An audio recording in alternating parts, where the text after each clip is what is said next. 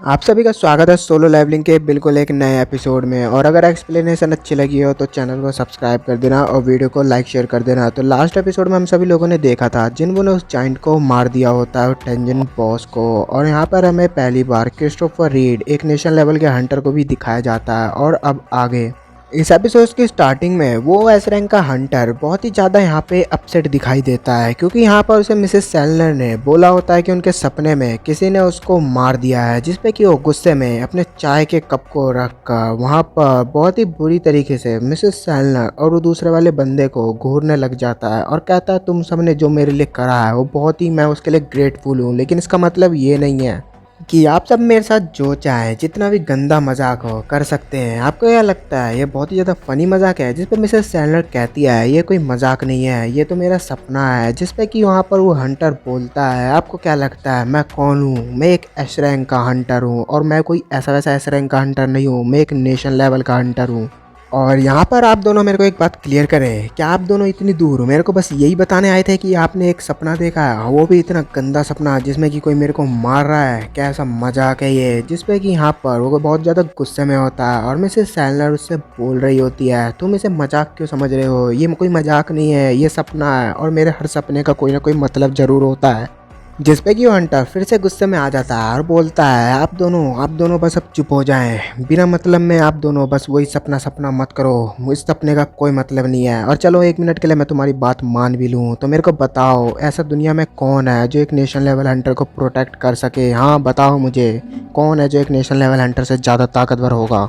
जिसपे कि यहाँ पे मिसेस सेलनर और दूसरा वाला बंदा 2 मिनट के लिए तो चुप हो जाते हैं, लेकिन तभी मिसेस सेलनर कहती है मैं एक ऐसा हंटर को जानती हूँ जो तुम्हें प्रोटेक्ट कर सकता है और वो कोई आम हंटर नहीं है, उसका नाम है सांग चिनफू। जिसपे कि वो नाम सुनकर वो हंटर 2 मिनट के लिए शॉक हो जाता है और कहता है क्या सच में इतना ज़्यादा ताकतवर है? वो एक नेशनल लेवल हंटर से भी ज़्यादा ताकतवर है। तभी यहाँ पर सीन जापान में उसी गेट के सामने शिफ्ट हो जाता है और उस टेंजन के बॉस को मारने के बाद जिन वो वहाँ से बाहर निकल रहा होता है और मन ही मन में सोच रहा होता है क्या मुझे उस मोनार्क से मदद लेनी चाहिए थी या मैंने उसे मारकर सही करा? जिस पर जिन वो कहता है नहीं मैंने उसे मारकर बिल्कुल सही करा, अगर वो गेट से बाहर आ जाता तो वो पूरी ह्यूमैनिटी के लिए खतरा बन सकता था। अच्छा हुआ मैंने उसके इंटेंशन को पहले ही भांप लिया और उसे वहीं पर मार दिया। साथ ही में वो रूलर्स और बाकी मोनार्च के बारे में भी सोचने लग जाता है और बोलता है अगर उसकी बात बिल्कुल सही है बाकी मोनार्च और रूलर के बारे में तो मुझे यहाँ पर और ज़्यादा ताकतवर होना होगा। तभी यहाँ पर हमें पता चलता है कि जिन्वू की बात, जिन्वू का नाम पूरी दुनिया में फैल चुका है। जेजू आइलैंड के बाद बस कोरिया, अमेरिका और जापान को इसके बारे में पता था, क्योंकि यहाँ पे कोरिया के हंटर एसोसिएशन ने उस बात को गुप्त कर दिया था। लेकिन यहाँ पर पूरी दुनिया को जिन्वू के बारे में पता चल चुका है, हर किसी को अब सांग जिन्वू के बारे में पता चल चुका है। तभी यहाँ पर हमें चाइना की एक ओशन का सीन दिखाया जाता है जहाँ पर कि एक जाइंट भागकर जा रहा होता है, मगर वहाँ के नेशनल लेवल हंटर ने उसको मार दिया होता है। तभी यहाँ पर हमें चेयरमैन का सीन दिखाया जाता है जो कि जापान का चेयरमैन होता है और उसने अपने सारे गुनाह कबूल कर लिए होते हैं और सरेंडर कर दिया होता है। वहीं दूसरी तरफ हमें अमेरिका की सीन दिखाई जाती है जहाँ पर ये पार्टी चल रही होती है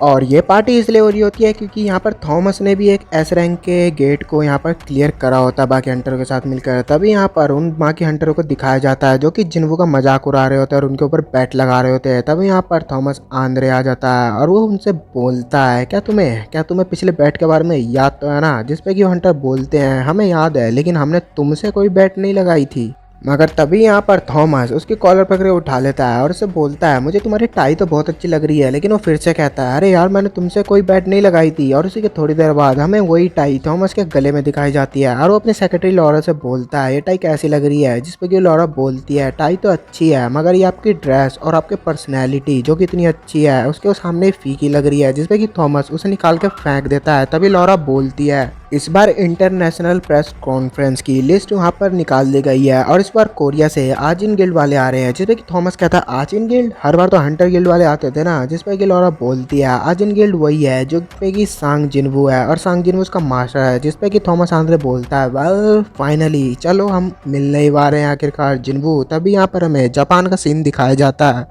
जापान के उस बैटलफील्ड में जिन्वू के सारे शैडो सोल्जर्स खड़े होते हैं और क्योंकि उसमें जाइंट्स भी शामिल होती हैं तो वो आर्मी बहुत ज़्यादा बड़ी लगती है। जिसपे कि वहाँ पर नॉर्मल मिलिट्री सोल्जर्स आपस में बात कर रहे होते हैं क्या यही सांग जिन्वू है और यही उसकी आर्मी है? ये तो बहुत ही ज़्यादा ताकतवर लग रहा है। जिसपे कि वहाँ पर जिन्हू बहुत ही मुस्कुरा रहा होता है, पीछे प्राउड फील कर रहा होता है अपने आप में ही कि मैं एक वाइस मास्टर हूँ इस गिल्ड का। और मनी मन सोच रहा होता है जो कोई भी जिन्वू की पावर को पहली बार देखता है वो ऐसे ही शॉक हो जाता है। तभी पीछे से हानिकावा आ जाती है फ़ोन लेकर और उससे कहती है एक फ़ोन है आपके लिए, जिसपे कि जिन्हो कहता है जिन्वू आगे है उसे दे दो, लेकिन हानिकावा कहती है ये फ़ोन आपके लिए है, जिसपे कि जिन्वू फ़ोन लेके बात करने लगता है। और यहाँ पर उसकी शायद मॉम की कॉल होती है और उसे बोलती है कि वो तुरंत कोरिया वापस आ जाए, जिसपे कि जिन्वू से बोलता है मुझे मेरी मॉम का कॉल आया था और मुझे तुरंत यहाँ पर जाना होगा, पता नहीं कोई पर्सनल काम है, उन्होंने कुछ बताया नहीं। मगर जिन्हो यहाँ पर समझ जाता है कि वो इंटरनल नंबर से रिलेटेड बात होगी और यहाँ पर जिन्हो हेलीकॉप्टर में बैठकर जाने लगता है और सोच रहा होता है मैंने मॉम को आज से पहले कभी इतना परेशान नहीं देखा है, पता नहीं क्या बात होगी, कहीं मैं कुछ ज़्यादा तो नहीं सोच रहा हूँ। तभी वहाँ पर एयरपोर्ट पर वहाँ पर जिन्हो के डैड का सेक्रेटरी उन्हें लेने के लिए आया हुआ होता है और वो दोनों वहाँ से हॉस्पिटल के लिए निकल जाते हैं, जिसपे कि वो सेक्रेटरी जिन्हों से बोलता है तुम अपने आप को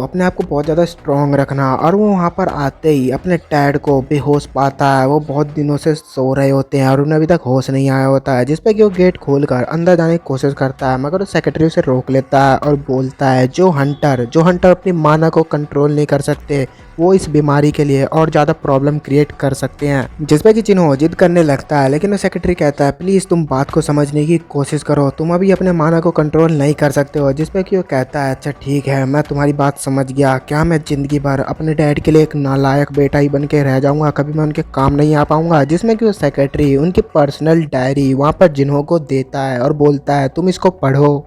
फातिमा जिन्हों को बताता है इसमें कुछ ऐसा है जिसपे कि यहाँ पर चेयरमैन अपने कॉन्शियसनेस खोने से पहले तक काम कर रहे थे और उन्होंने इसे मेरे को संभालने के लिए दिया था, लेकिन अब टाइम आ गया है कि मैं इसको तुम्हें दे दूँ। और यहाँ पर जिन्हों जैसे उस डायरी को खोलता है वो बहुत ज़्यादा इमोशनल हो जाता है और रोने भी लग जाता है, क्योंकि उसमें जिन्हों की मेमोरी से रिलेटेड हर वो फ़ोटो थी जो कि उन्होंने इकट्ठी कर रखी थी। इसमें जिन्हों की फर्स्ट रेड से लेकर आज इन गिल्ड बनाने, उसका वाइस मास्टर बनने और यहाँ पर जापान जाने वो सारी फ़ोटो थी। और यहाँ पर वो सेक्रेटरी बताता है तुम हमेशा से उनके फेवरेट रहे हो, लेकिन चेयरमैन का अपना प्यार दिखाने का तरीका थोड़ा अलग है बाकियों के कंपैरिजन में। जिसपे कि यहाँ पर जिन्हों इमोशनल हो जाता है बहुत ज़्यादा और रोने लग जाता है। और ये सच में एक बहुत ज़्यादा प्राउड मोमेंट होता है जब कोई भी डैड अपने बच्चे से रिलेटेड उसकी हर एक अचीवमेंट को संभाल कर एक जगह इकट्ठा करता है। और यहाँ पर जिन्हों सच में बहुत बुरी तरीके से रो रहा होता है और वहाँ पर वो सेक्रेटरी जिन्हों से बोलता है ऐसा नहीं है कि वो तुमसे प्यार नहीं करते थे, बस उनकी एक्सपेक्टेशन थोड़ी सी ज़्यादा है तुमसे, क्योंकि उनका मानना है तुम अपने पूरे परिवार में सबसे अच्छे लड़के हो।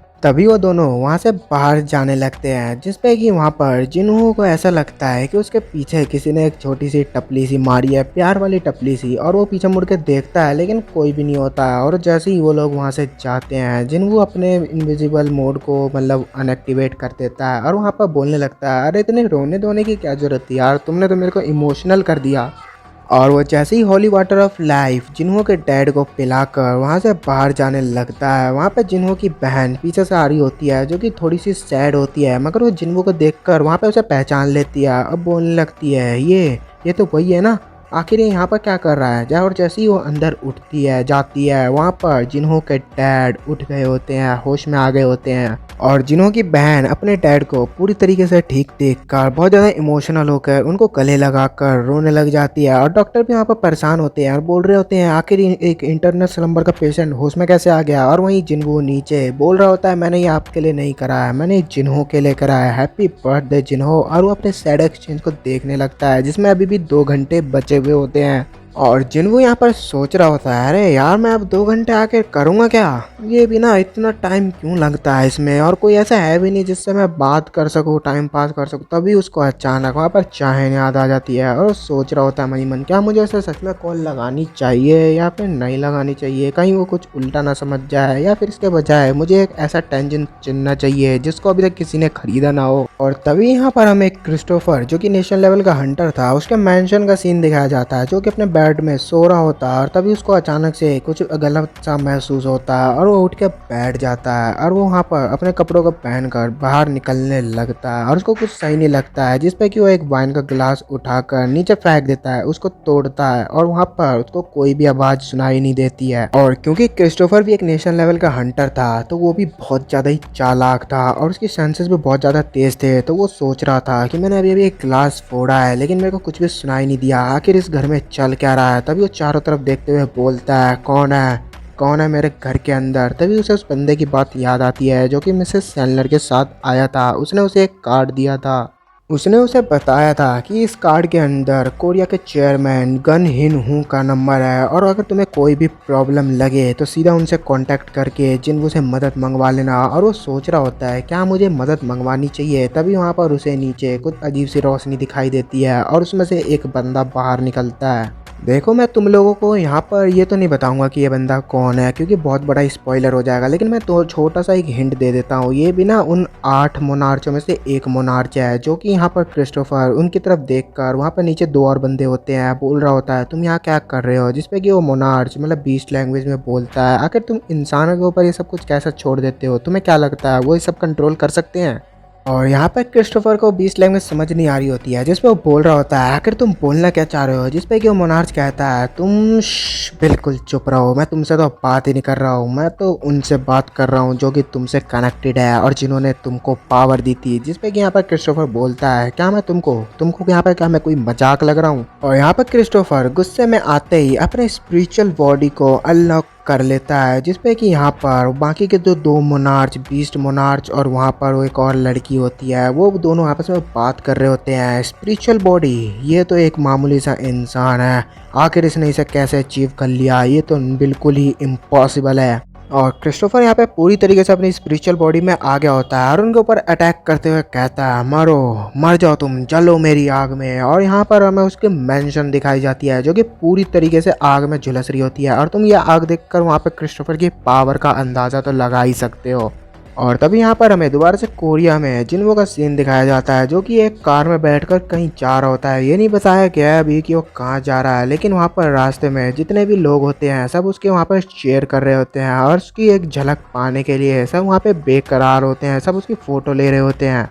और तभी वहाँ पर कार में एक दूसरा बंदा जिन्हों से बोलता है क्या तुम्हें पता है यहाँ पर कितने लोग इकट्ठे हो गए होंगे, कम से कम 1 लाख या फिर उससे ज़्यादा भी हो सकते हैं और ये सब बस तुमसे मिलने यहाँ पर आए हैं, तुम्हें आखिरी बार देखने आए हैं। और जिन्वू भी यहाँ पर सोच रहा होता है शायद ये मेरा जापान में आखिरी दिन है। और यहाँ पर बीरू वहाँ से पीछे निकल के बोलता है ये सब लोग आपको चेयर कर रहे हैं, आपको भी उठ के हाथ दिखा देना चाहिए। जिसपे कि जिन्वू यहाँ पर उसे चुप रहने के लिए बोलता है। और तभी यहाँ पर हमें थोड़ी देर बाद उसकी फ्लाइट का सीन दिखाया जाता है जहाँ पे कि वो रेस्ट करने के लिए अपनी आंखें बंद करके बस बैठा हुआ होता है। तभी वहाँ से एक आवाज़ आती है और कहती है ये तो बहुत ही अमेजिंग बात होती है ना जब तुम्हें कोई एक फेमिलियर फेस दिख जाए। और तभी यहाँ पर जिन्वू कहता है अरे एडम तुमसे मिलकर दोबारा बहुत अच्छा लगा। और यहाँ पर एडम बहुत ही ज़्यादा खुश हो गया होता है कि मतलब हमारी लास्ट मीटिंग इतनी ज़्यादा अच्छी रही थी कि जिन्वू को मेरा नाम याद है, वो मेरा नाम भूला नहीं है। जिस पे कि जिन्वू कहता है मैं तो लगभग इसका नाम भूल ही गया हुआ था, अच्छा हुआ बीरू तुमने मेरे को इसका नाम याद दिला दिया। और यहाँ पे एडम का मोए मोए हो गया है। जिस पे कि यहाँ पर जिन्वू एडम से बोलता है क्या तुम्हारी कंट्री का एस रैंक का गेट भी अभी तक क्लियर नहीं हुआ है या फिर तुम उसके लिए मेरे से मदद मांगने आए हो। जिस पे एडम कहता है नहीं उसे तो थॉमस आंद्रे ने कब का क्लियर कर दिया, मैं आपको कुछ दिखाने आया हूँ। जिस पे कि अपना लैपटॉप खोल के यहाँ पर क्रिस्टोफर के मैंशन को दिखाता है और कहता है ये आग पता नहीं कितने दिन से लगी हुई है और अभी तक हम इसको बुझा नहीं पा रहे हैं। जिसपे कि जिन्वू उसे कुछ नहीं बोलता है। और यहाँ पर एडम उसे कहता है आप क्रिस्टोफर को तो जानते ही होंगे ना, वो 5 नेशन लेवल के हंटर में से 1 नेशन लेवल का हंटर था और ये आग यहाँ पर उसी की वजह से लगी है। और इसको बुझाने के लिए 1800 फायर वर्कर्स और कुछ मैजिक टाइप के हंटर भी वहाँ पर है, लेकिन अभी तक कंट्रोल नहीं कर पाया है। जिसपे जिन्वू बोलता है ये फायर तो बहुत ही ज़्यादा इंटेंस है। जिसपे कि जिन्वू बोलता है तुम्हारा मतलब क्या है, मगर एडम उसे बोलता है हमें कोई विश्वास नहीं हो रहा था इस बात पे, लेकिन उसकी वहाँ पर मौत हो चुकी है। और वो यहाँ पर एक फ़ोटो को निकालता है और उसे बोलता है पूरा सस्पेक्ट उसकी मौत का सस्पेक्ट इसके ऊपर है, लेकिन वो कुछ अपनी बात को कंटिन्यू करता है। इससे पहले ही वो अपने हवा में पाता है अपने आप को। और जिन्वू ने यहाँ पर अपने कमांडर अथॉरिटी का यूज़ से वो वहाँ पर उसके लैपटॉप को भी तोड़ देता है और उस पर बहुत खतरनाक प्रेशर डालने लगता है। जिसपे कि यहाँ पर एडम की हालत बहुत ख़राब होती है और उसे बोलता है अगर तुम कोई मजाक कर रहे हो ना तो बिल्कुल तैयार रहना, तुम यहाँ से जिंदा नहीं जाने वाले हो। जिसपे कि यहाँ पर वहाँ पर एडम के गार्ड उसकी मदद करने के लिए आगे आते हैं, लेकिन एडम उन्हें बोलता है तुम वहीं रुक जाओ, तुम इस बात को और ज्यादा बिगाड़ दोगे। यहाँ पर एडम जिन्वू को सारी बातें बताने लगता है। वो बोलने लगता है आप गलत सोच रहे हैं, आप जिस बंदे के बारे में सोच रहे हैं ये वो बंदा नहीं है। मुझे पता है इसकी शक्ल आपके डैड से मिलती है, लेकिन ये बंदा कुछ दिन पहले एक ए रैंक के टेंजिन में से निकला था, वो भी 10 साल बाद। और हमें तो लगता है ये कोई मैजिक मीस्ट है या फिर वो उसने आपके डैड के शरीर पर कोई कब्जा कर लिया है। ये एक मॉन्स्टर है। खुद ही सोचो ना, 10 साल बाद कोई टेंजिन से जिंदा कैसे वापस आ सकता है। और कुछ दिन पहले तो इसने डांसुक को भी बहुत बुरी तरीके से मारा था। मैं समझ सकता हूँ आप क्या फील कर रहे हैं, लेकिन इसकी इन्हीं हरकतों की वजह से इसी के ऊपर सारा सस्पेक्ट जा रहा है हमारा। जिस पे कि जिन्वू बोलता है अगर ये मेरे डैड नहीं है तो तुम यहाँ पर क्यों आए हो। जिस पे कि यहाँ पर एडम उसे बताता है कुछ दिन बाद इंटरनेशनल कॉन्फ्रेंस होने वाला है और कोरिया की तरफ से आप आने वाले हैं, ये तो आपको पता ही होगा। तो मैं यहाँ पर इसलिए आया था क्योंकि हम आपके साथ कुछ अच्छे रिलेशनशिप बनाना चाहते हैं और हम चाहते थे इस बारे में सबसे पहले आपको पता चले, और जब वहाँ पर कॉन्फ्रेंस में इस बात को उठाया जाए तो आप उसके लिए पूरी तरीके से तैयार रहें। और अमेरिका ने अभी अभी अपना एक नेशन लेवल का हंटर खोया है, तो वो इसकी इन्वेस्टिगेशन में अपनी पूरी जी जान लगा देंगे। हम तो बस आपके साथ मतलब एक अच्छा रिलेशनशिप बनाना चाहते थे। हम नहीं चाहते थे जब वहाँ पर पहली बार इसकी फ़ोटो को सबके सामने पब्लिक करा जाए तो आपको वहाँ पर इस फ़ोटो को देखकर कोई शौक लगे। और वहीं दूसरी तरफ जिन्वू साथ ही में गुस्सा भी होता है और परेशान भी होता है। सोच रहा होता है एक तो मेरे डैड हम सबको छोड़कर 10 साल पहले गायब हो गए थे और जब वो अब लौटे हैं तो वो बीस्ट बनकर लौटे हैं। और वहीं पर एडम के गार्ड उसके पास आकर कहते हैं सर आप ठीक है ना। जिस पे कि एडम बोलता है हाँ काश मैं अभी तक मतलब ठीक हूँ, हालांकि मैं अभी तक जिंदा तो हूँ कम से कम। साथ ही में वो बोल रहा होता है इसने अभी कुछ देर पहले कौन से पावर का यूज़ करा था, ये तो बहुत ज़्यादा खतरनाक था। हालांकि इसने अपनी पूरी पावर का यूज़ नहीं करा था, लेकिन ये फिर भी किसी भी एक मेज टाइप के हंटर से एक बड़े एस रैंक के हंटर के कंपैरिजन में भी बहुत ज़्यादा ताकतवर था। ये तो तभी पॉसिबल है जब कोई एक नेशन लेवल का हंटर ऐसा करे। और वो तभी वहाँ पर खड़ा हो जाता है और बोलने लगता है मुझे चेयरमैन को जल्दी बताना होगा, ये बंदा 6th एस रैंक का हंटर है। और हमें पहली बार यहाँ पे इंटरनेशनल कॉन्फ्रेंस के मतलब रूम का थोड़ा सा सीन दिखाया जाता है और हमें थोड़ा सा इन्फॉर्मेशन दिया जाता है इस बारे में कि आखिर ये कॉन्फ्रेंस क्यों रखी जाती है। यहाँ पे इस कॉन्फ्रेंस का मतलब मेन मोटो तो ये होता है ताकि सारे हंटर जितने भी हाई रैंक के हंटर हैं किसी भी कंट्री के, उनके साथ अच्छे रिलेशनशिप बना के रखें, ताकि किसी भी कंट्री में जब भी कोई मतलब एक बड़ा एस रैंक का गेट खुल जाए, जैसे कि पिछली बार यूएस में कामिश आया था, उस समय 5 नेशन लेवल के हंटर लगे थे उसको क्लियर करने के लिए। कॉन्फ्रेंस के अंदर सभी हंटर अपनी कंट्री को रिप्रेजेंट करते हैं और एक दूसरे के साथ अच्छे रिलेशनशिप भी बनाते हैं ताकि जब भी कोई प्रॉब्लम हो तो वो एक दूसरे की मदद करे। और यहाँ पर कोरिया की तरफ से आजिन गिल्ड जाने वाला है इस बार कॉन्फ्रेंस में, तो ये बात सभी न्यूज़ में फैल चुकी है। और वहाँ पर मीडिया एसोसिएशन में कोरिया के अंदर हमें एक मीटिंग दिखाई जाती है।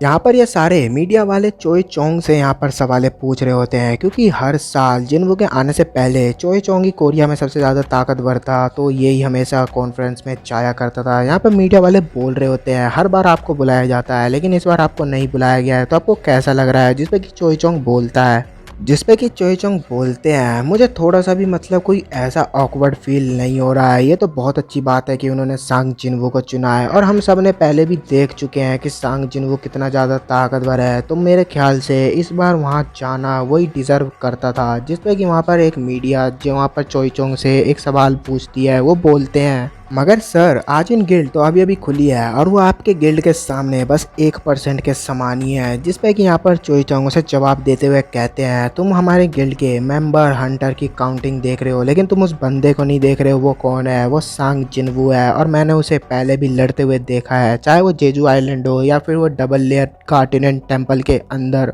मैंने उसकी ट्रू पावर देखी है और मैं यहाँ पर जानता हूँ वो क्या कुछ करने के लिए केपेबल है, वो क्या कुछ कर सकता है। और हमें तो खुश होना चाहिए, हमें तो प्राउड फील करना चाहिए कि हमारी कंट्री में भी एक नेशन लेवल का हंटर है और जिस गेट्स को हम क्लियर करने में हिचकिचाते हैं, डरते हैं, वो उस गेट को अकेले क्लियर करने में सक्षम है और आगे रहता है। मगर तभी यहाँ पर एक रिपोर्टर दोबारा खड़ा होता है और बोलता है मगर सर फिर भी क्या आपको बुरा नहीं लग रहा है ये बात सुनकर कि इस बार आप नहीं चाह रहे हैं। जिस पे कि चोई चोंग बोलता है खैर मुझे थोड़ा सा तो बुरा लग रहा है, ये ह्यूमन नेचर है, लेकिन मेरे को उससे ज़्यादा अपनी कंट्री के लिए प्राउड फील हो रहा है। और हालांकि मैं दूसरी भाषा में बोलूँ तो मैं अपनी बात ना भी करूं तो हमारी कंट्री के अंदर जितने भी टॉप गिल्ड हैं चाहे वो कोई भी हो, सब जिन्वू के वजह से ही तो आज जिंदा है और मैं यहाँ पर उसी के वजह से आज तुम्हारे साथ ये मीटिंग कर पा रहा हूँ। तभी वो वहाँ पर चोई चोंग मतलब वो मीटिंग से बाहर निकल रहा होता है और अपने सेक्रेटरी से कुछ बातें करने लगता है।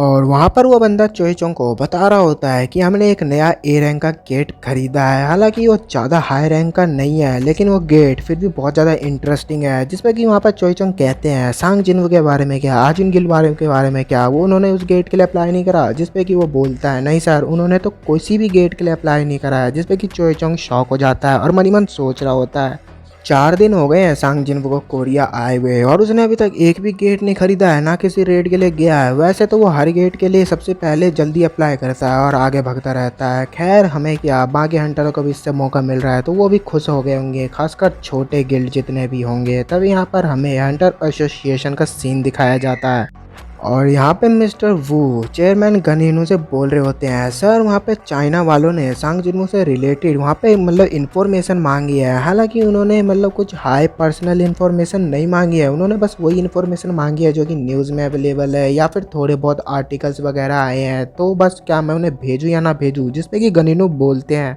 क्या चाइना के हंटर एसोसिएशन वालों ने इसकी मतलब रिपोर्ट मांगी है। हालांकि हमने इस बात को मतलब पब्लिकली बता तो दिया था कि जिन्वो यहाँ पर कहीं नहीं जाना चाहता, ये उसकी खुद की मर्जी है, वो कोरिया के अंदर ही रहना चाहता है। जिसपे कि मिस्टर वू गनिनू से बोलते हैं हंटर एसोसिएशन वालों ने नहीं मांगा है, बल्कि एक हंटर ने मांगा है और वो हंटर कोई और नहीं 7 स्टार हंटर है चाइना का। तो यार इन हंटरों के ना थोड़ी प्रोनाउंसिएशन नाम की बहुत ज़्यादा अजीब है, तो मैं उसको यहाँ पर बस ल्यू बोलता हूँ। तो यहाँ पर मिस्टर वू कहते हैं कि उस 7 स्टार ल्यू ने मांगा है और हमें यहाँ पर चाइना के मतलब रैंकिंग सिस्टम के बारे में बताया जाता है। वहाँ पर कोई ए रैंक एस रैंक की रैंकिंग नहीं चल रही है, वहाँ पर स्टार चलती है। जैसे 4 स्टार 5 स्टार रैंक के हंटर एस रैंक के होते हैं और यहाँ पर ल्यू जो होता है वो 7 स्टार होता है, मतलब वो एक नेशन लेवल हंटर है।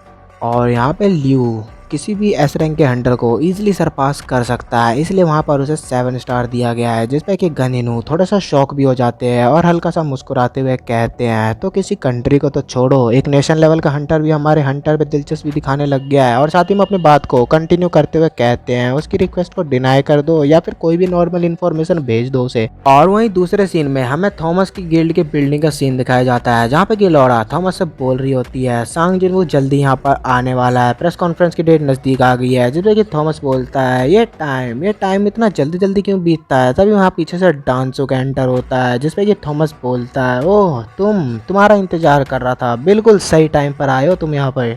यहाँ पे थॉमस अपनी बात कंटिन्यू करते हुए कहता है डांसुक से तुम्हें पता है मैं फालतू की बातें नहीं करता। तो सीधा मुद्दे पे आते हैं सांग जिन्वो, इस बार वो यहाँ पर आया है, तुम्हें तो इस बारे में पता ही होगा ना। और यहाँ पर डांसुक थोड़ा सा परेशान भी होता है और साथ ही में हमें उसकी आंखों में गुस्सा भी दिखाया जाता है। और यहाँ पर थॉमस कहते हैं तुम उसके साथ कोई भी प्रॉब्लम क्रिएट नहीं करोगे, मुझे पता है तुम्हारे और उसके बीच में क्या चल रहा है, लेकिन मैं चाहता हूँ तुम उसके साथ कोई भी लफड़ा मोल ना लो।